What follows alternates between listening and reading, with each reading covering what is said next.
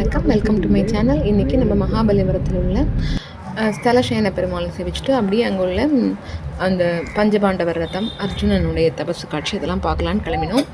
5 o'clock reach ஆனோம். நேராக நம்ம ஸ்தலசேன பெருமாள் தரிசிக்க போயிட்டோம். உள்ளுக்குள்ளே வீடியோ எடுக்க முடியாதனால வெளியில் சில இது மாத்திரம் கிளிப் எடுத்துட்டேன்.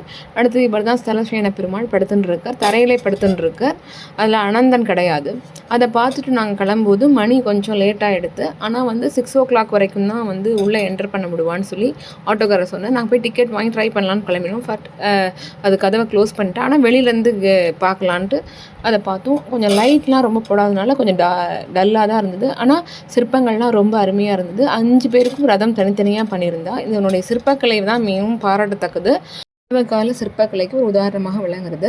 அப்புறம் இதில் திரௌபதிக்கு தனி ரதம், அடுத்து அர்ஜுனன் ரதம், அடுத்து தர்மன் ரதம், நகுலன் சகாதேவன் தனித்தனி ரதம் வச்சுருக்கா. ஒவ்வொன்றும் ஒரு தனி கோவில் மாதிரி இருக்குது.